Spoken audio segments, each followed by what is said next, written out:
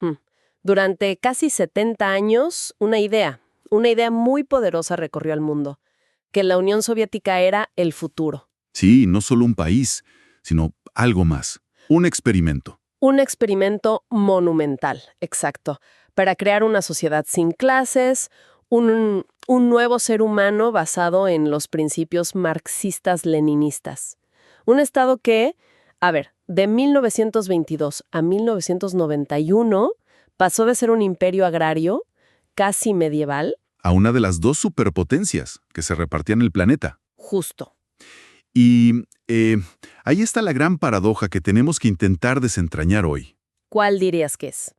Bueno, ¿cómo es posible que un sistema capaz de hazañas tan colosales como derrotar a la Alemania nazi o lanzar al primer hombre al espacio, Hazañas innegables. innegables, y que al mismo tiempo ese mismo sistema fuera responsable de la muerte de millones de sus propios ciudadanos y terminara, bueno, colapsando de una forma tan repentina? Para muchos, hasta inesperada. Esa es la paradoja que lo define todo, ¿no? Porque no es una simple historia de fracaso, es una de éxito brutal y fracaso catastrófico. Y todo a la vez. Exactamente. Por eso, hoy vamos a meternos a fondo en los materiales para entender esa dualidad. El ascenso, la consolidación de un poder totalitario, los logros y el altísimo, altísimo costo humano de la URSS. La idea es ver si podemos comprender las causas de su caída. Perfecto. De acuerdo, empecemos por el principio. Porque la URSS no nació de la nada, no fue un capricho ideológico en un laboratorio. Para nada. Nació del colapso absoluto del imperio ruso zarista. Hay que imaginarse ese contexto, ¿no? Totalmente. Un imperio gigantesco, pero muy atrasado, devastado por la Primera Guerra Mundial. Millones de muertos, hambre, un estado que se desmorona. ¿Y en ese vacío de poder? Ahí entran los bolcheviques de Lenin. Toman el control en la revolución de 1917. Pero eso fue solo el comienzo. Inmediatamente después se desató una guerra civil de una crueldad indescriptible. Una guerra que dejó todavía más millones de muertos. No solo por los combates entre el ejército rojo y los blancos, sino por hambrunas atroces. Un caos absoluto. Y es en medio de ese caos que, el 30 de diciembre de 1922, se funda oficialmente la Unión de Repúblicas Socialistas Soviéticas. La promesa, al menos en papel, sonaba hasta progresista. Sí, un nuevo tipo de Estado federal que reconocía y daba autonomía cultural a las distintas nacionalidades. Una promesa que, como veremos, tenía una letra pequeña muy, muy peligrosa. Pero la figura clave que redefine todo no es Lenin, que muere relativamente pronto, en 1924. No, es su sucesor, un hombre que había sido secretario general del partido, una posición burocrática que todos subestimaron, Iósif Stalin. Y él, pacientemente, va purgando a sus rivales. A todos. Como el brillante, pero bastante arrogante León Trotsky. Y para 1929, cuando ya tiene el control absoluto, da un giro de timón radical. El famoso Gran Giro. Suena casi eslogan de propaganda, pero ¿qué significaba en la vida real de un campesino en Ucrania, por ejemplo? Significaba un cataclismo. Stalin pone fin a la nueva política económica de Lenin, que permitía cierta iniciativa privada, y lanza dos políticas simultáneas y brutales. La primera, la colectivización forzosa. ¿El objetivo? La liquidación de los kulaks como clase. Los kulaks eran, digamos, los campesinos un poco más prósperos, los que tenían algo de tierra, un par de vacas, y el Estado simplemente les quitó todo. A la fuerza. Y lo de colectivización, ¿qué era exactamente? ¿Agruparlos a todos? Sí, sus tierras, su ganado, sus herramientas. Todo fue reagrupado en dos tipos de granjas. Estaban los koljos, que eran granjas colectivas, en teoría. En teoría. Y los sovkhos, que eran directamente granjas estatales, donde los campesinos eran básicamente obreros asalariados del campo. En la práctica, la diferencia para el campesino era casi nula. Su tierra y su sustento ya no eran suyos. Entonces, le quitas a la gente lo único que ha tenido su familia por generaciones. La reacción tuvo que ser tremenda. Fue una guerra no declarada en el campo. Los campesinos quemaban sus cosechas, mataban a su ganado antes de entregarlo, y la respuesta del régimen fue de una crueldad sistemática.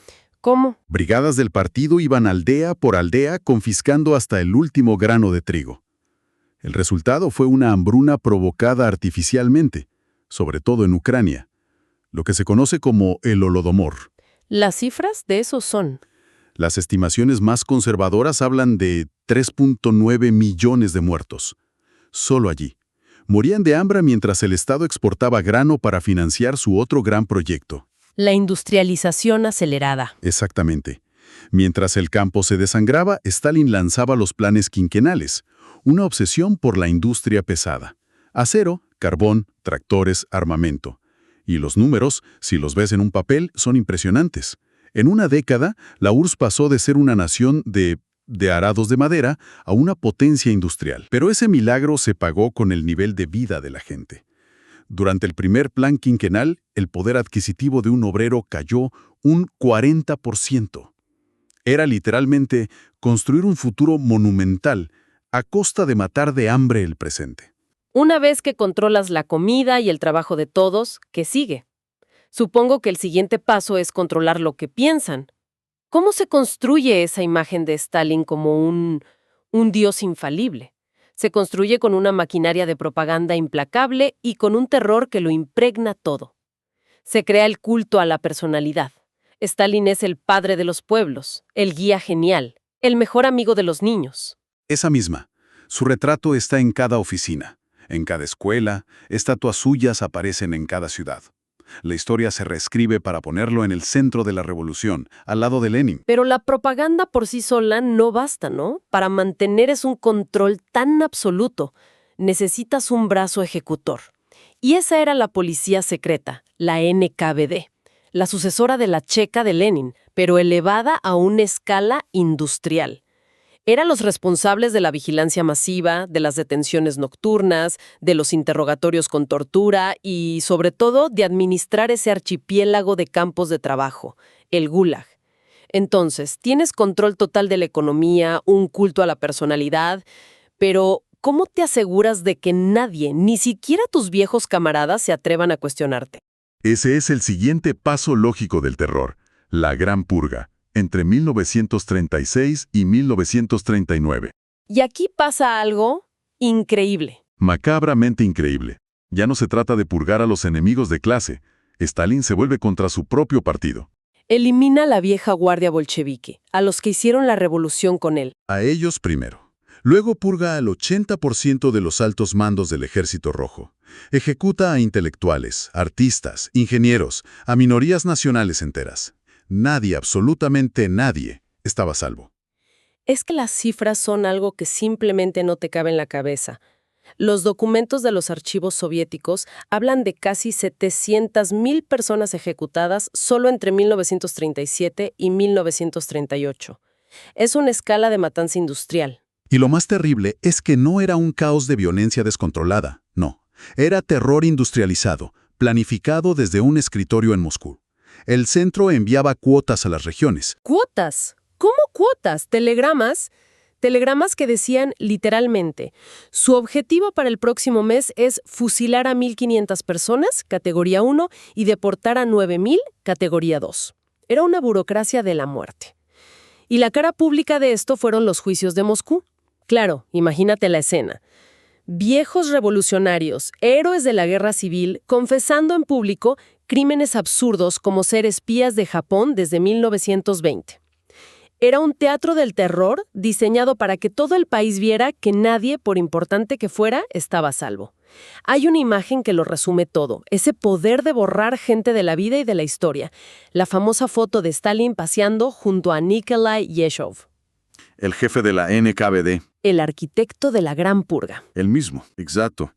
Cuando Yezhov, el enano sanguinario, cayó en desgracia y fue él mismo purgado y ejecutado, los censores del régimen simplemente lo borraron de la fotografía. En la nueva versión oficial, Stalin pasea solo. Yezhov nunca existió. Y para los que no eran ejecutados, los de categoría 2. El destino era el Gulag. Se estima que unos 18 millones de personas pasaron por ese sistema de campos de trabajo forzado. Y aquí vemos una de las grandes ironías del sistema, ¿no? El Gulag, que en la mente de Stalin era un motor económico para construir el socialismo con mano de obra esclava, En realidad era un lastre monumental. No funcionaba. Completamente. Demuestra que el terror puede forzar la obediencia, pero no la innovación y la eficiencia. La mano de obra esclava, desmoralizada, congelada y mal alimentada era un pozo sin fondo de recursos. Y es clave entender que, contra el mito popular, la mayoría de los prisioneros del Gulag no eran intelectuales disidentes. ¿Quiénes eran entonces? Gente común. Un campesino que robó un saco de patatas, un obrero que llegó tarde al trabajo 3 veces. Víctimas de leyes draconianas diseñadas para aterrorizar a toda la sociedad. Mientras la URSS se devoraba a sí misma en este terror, el resto de Europa marchaba hacia la guerra. Y en agosto de 1939, Stalin hace un movimiento que, deja al mundo en shock. El pacto Ribbentrop-Molotov, un pacto de no agresión entre la Unión Soviética comunista y la Alemania nazi. Parecía imposible. Una alianza imposible. La clave estaba en un protocolo secreto que básicamente se repartía a Europa Oriental. Hitler se quedaba con la mitad occidental de Polonia y Stalin con la mitad oriental, además de los países bálticos y parte de Finlandia. Y las consecuencias de ese pacto son inmediatas. La URSS invade Polonia, se anexiona Estonia, Letonia y Lituania. Y luego ataca a Finlandia. La guerra de invierno. Y es aquí donde se ve el precio militar de las purgas. Tremendo. El Ejército Rojo, decapitado de sus oficiales más experimentados, tuvo un desempeño patético contra el pequeño ejército finlandés. Cientos de miles de bajas para una victoria pírrica. Y este desastre tuvo una consecuencia fatal. ¿Cuál? Convenció a Hitler de que la Unión Soviética era un gigante con pies de barro. Un sistema podrido por dentro que se derrumbaría al primer empujón. ¿Qué le da la confianza para lanzar la Operación Barbarroja el 22 de junio de 1941? Una invasión que no era una guerra convencional. No para nada. Era una guerra de exterminio racial e ideológico. Los primeros meses fueron un apocalipsis para la URSS. Los alemanes avanzaron cientos de kilómetros, capturando a millones de soldados soviéticos que fueron, dejados morir de hambre deliberadamente. El Estado soviético estuvo al borde del colapso total. Total. Stalin, según testigos, sufrió una crisis nerviosa. Se encerró durante días. Pero el sistema no colapsó. Y aquí es donde la historia da un giro.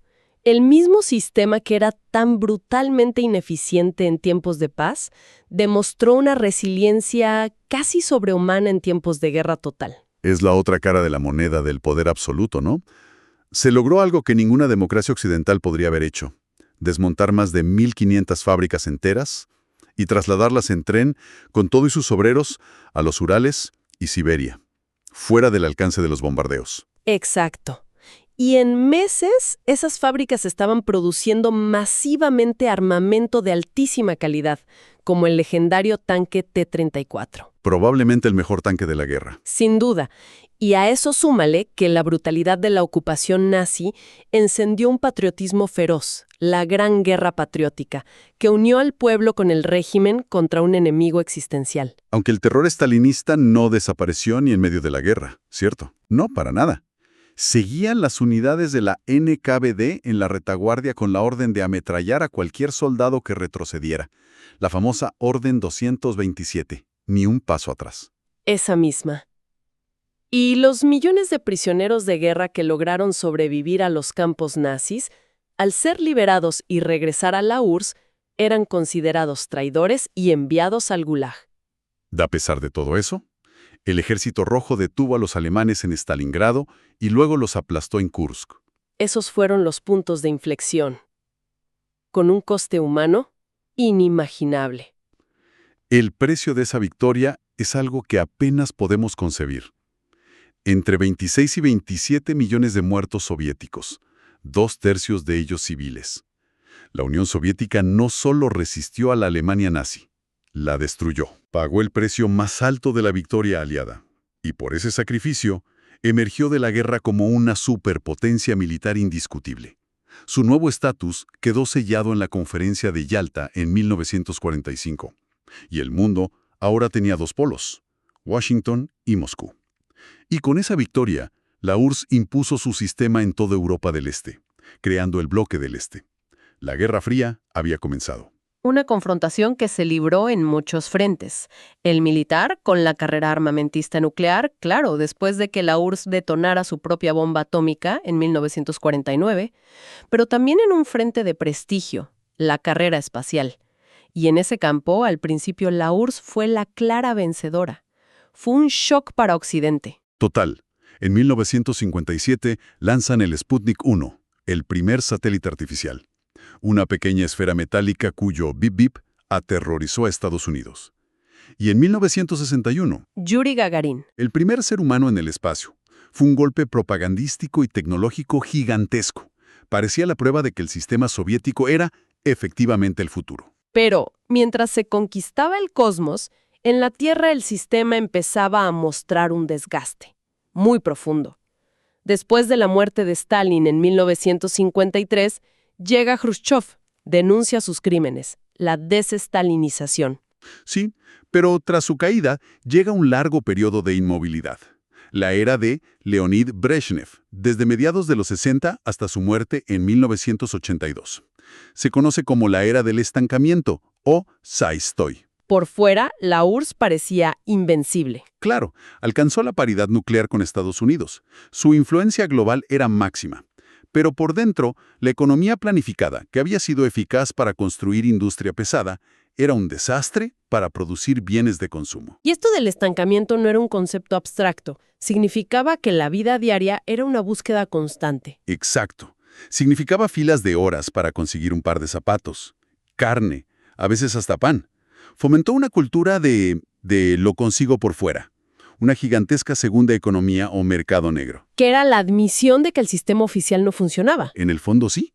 A esto se sumó, en 1979, la desastrosa invasión de Afganistán, un conflicto que se convirtió en el Vietnam soviético, sangrando al país de recursos y moral. El sistema estaba esclerotizado, y entonces en 1985 llega al poder un hombre de una nueva generación, alguien que creía que el sistema podía ser reformado desde dentro, Mikhail Gorbachev. Él entendía que la URSS se dirigía al colapso si no cambiaba. Introduce dos conceptos que lo cambiarán todo: perestroika o reestructuración económica y glasnost, apertura y transparencia. Justo. Y su objetivo, es importante recalcarlo, no era destruir el comunismo, era salvarlo, hacerlo más humano y eficiente. Pero la glasnost fue como abrir una ventana en una habitación que llevaba 70 años cerrada. Y lo primero que entró no fue aire fresco, Sino el humo tóxico de Chernóbil. ¡Uf! El desastre nuclear de abril de 1986 fue el momento de la verdad para la glasnost. El viejo sistema lo habría negado y ocultado todo. Gorbachev intentó controlarlo, pero ya era imposible.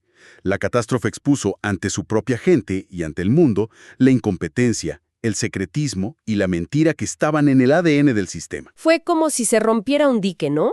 La apertura informativa permitió que la gente empezara a ver, en la tele, en la prensa, la enorme brecha de calidad de vida con Occidente. Toda la narrativa oficial de que vivían en la sociedad más avanzada del mundo se hizo polvo. Y al desmoronarse esa narrativa, El pegamento que mantenía unido al imperio, que era el miedo y la ideología del Partido Comunista, se disolvió.